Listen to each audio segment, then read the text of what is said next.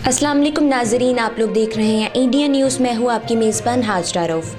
आज मैं जिस इलाके में मौजूद हूँ वो बहुत पुरअमन किस्म का है, यानी मैं बाजवात के मशहूर इलाका फुरकलियाँ में मौजूद हूँ और उसके थाने में इस वक्त मैं बैठी हुई हूँ। आज जिस शख्सियत की मैं आपसे बात करवाऊँगी, जिस शख्सियत का मैं इंटरव्यू लूँगी, उनको किसी भी तारुफ़ की ज़रूरत नहीं है, क्योंकि वो समरियाल, बेगोवाला, पसरूर और सियालकोट के मशहूर थानों में, बड़े बड़े थानों में एक दबंग फाइटर के नाम से रह चुके हैं और अब उनका इंतखाब इस इलाके के लिए हुआ है। इस थाने में फुकलियाँ थाने में हुआ है, जिसकी हदूद में 70 से ज़्यादा गांव मौजूद हैं। तो आइए हम SHO फ़खरुज़्ज़मान से बात करते हैं और उनसे पूछते हैं कि वो यहाँ पे एज SHO यहाँ पे चुने गए हैं तो उनको कैसा महसूस हो रहा है और वो यहाँ पे अपनी ज़िम्मेदारी को कैसे निभाएंगे। आइए। अस्सलाम वालेकुम सर। जी वालेकुम सलाम। फ़र्स्ट ऑफ़ ऑल तो मैं आपके न्यूज़ चैनल का बहुत थैंकफुल हूँ कि आपने यहाँ पर हमारे पुलिस स्टेशन में आए और हमें बोलने का और आवाम तक हमारी आवाज़ पहुँचाने का आपने इंतज़ाम किया। और मैं यहाँ पर अपने RPO साहब गुजरावाला डिवीज़न और जनाब DPO साहब सियालकोट के विज़न के मुताबिक, उनकी हदायत और SOP के मुताबिक यहाँ पर मैं आया हूँ और उन्होंने मुझे इस एरिया के लिए चूज़ किया है।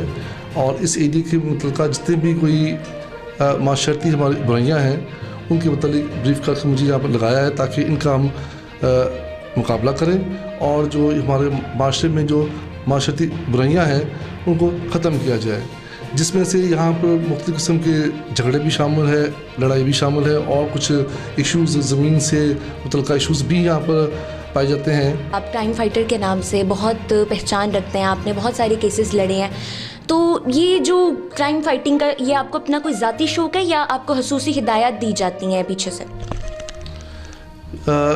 बात ये है कि क्राइम से फ़ाइट करना ये एक तो इसमें ठीक है, आपकी इनबिल्ट भी एक चीज़ है कि मेरे अंदर एक पैशन है कि मैं जो माशरत का जो क्राइम है उससे मैं फ़ाइट करूं।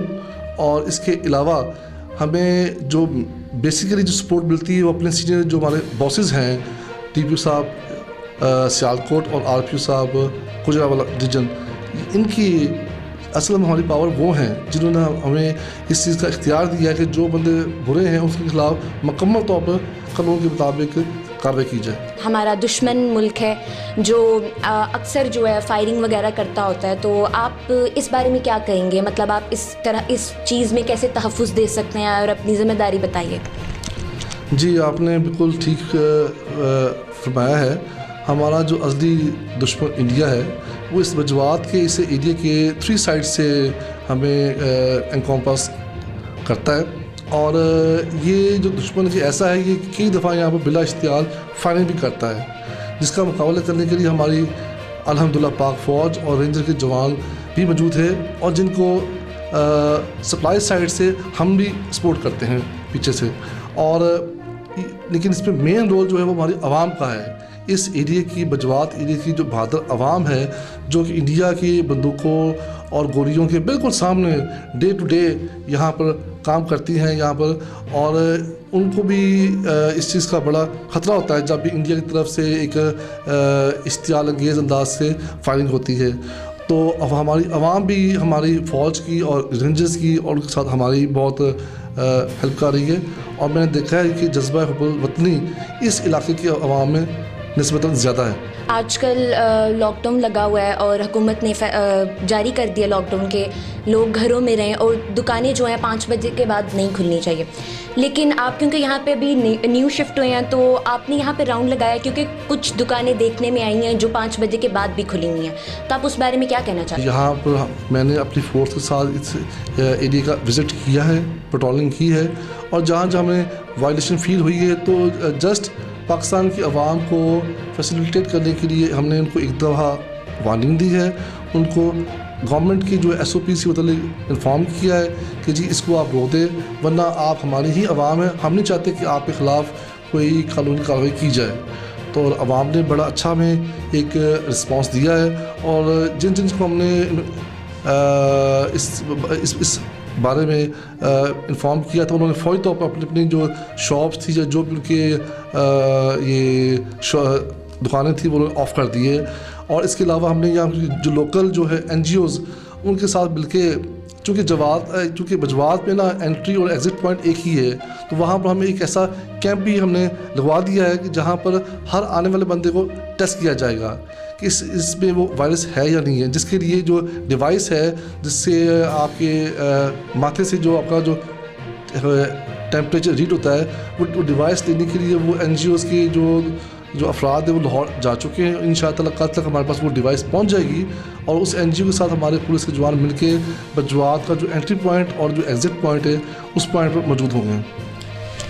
चलिए, मैं अपनी बात का इख्तिताम इस सवाल से करूंगी, जैसे कि आप क्राइम फाइटर हैं, दबंग पर्सनालिटी रखते हैं, आपने अपनी शख्सियत बना के रखी हुई है इस पूरे इलाके में, सियालकोट में, पसरूर में, डिफरेंट जगह पे। तो जो क्राइम करते हैं, क्रिमिनल्स जो हैं, तो आप उनको क्या कहना चाहेंगे, उनको किस किस्म की वार्निंग देना चाहेंगे? क्योंकि अब आपका इस इलाके में मुंतकिल हो चुके हैं, तो यहाँ पे जो भी मौजूद है उनको आप क्या वार्निंग देना चाहेंगे? इस सिलसिले में हमें DPO साहब ने जो हदायत दी हुई हैं, माशाल्लाह हमारे जो DPO साहब हैं उनका विजन बहुत ही वसी है, चूँकि वो उनका बैकग्राउंड आर्मी का भी है।